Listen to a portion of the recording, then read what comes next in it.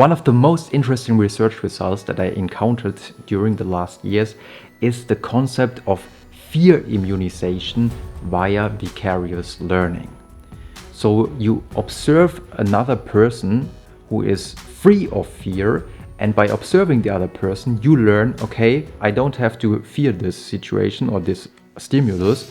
And later on, if you observe another person who shows a lot of fear, because of your previous experience, your previous observation, you don't learn the fear that much.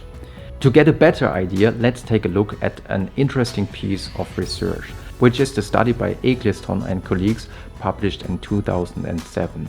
And in this study, 12 to 21-month-old children first got the chance to observe their mothers interacting with a toy spider, or in another group it was a toy snake. And the reaction of the mother was quite delighted, because she said with a smile, "Oh, how nice, how beautiful."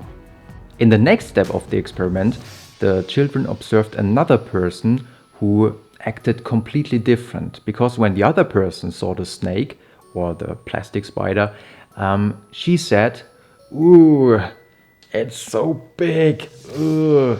So she reacted with disgust and with anxiety.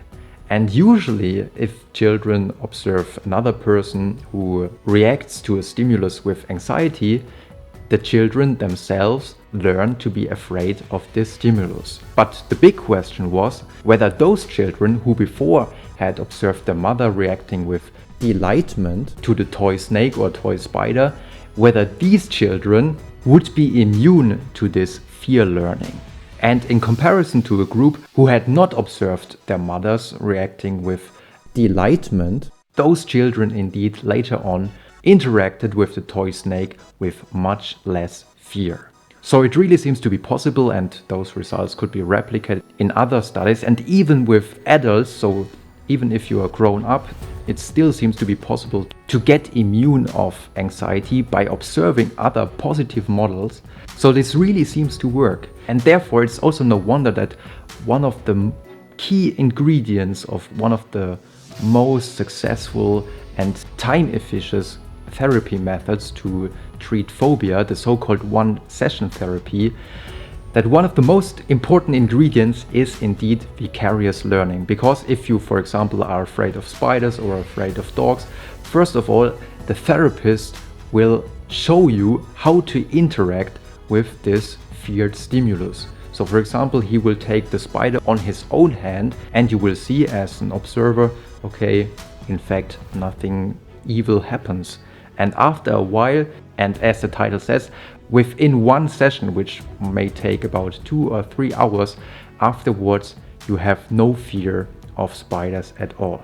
So vicarious learning and observing other positive models is very powerful to overcome your anxiety. And the great news is that today, in times of the internet, you can have video materials of other persons acting with all the stimuli and all the situations that one can be afraid of. So for example, if you're afraid of public speaking, you just have to watch videos on YouTube or on other platforms with people who are giving a speech.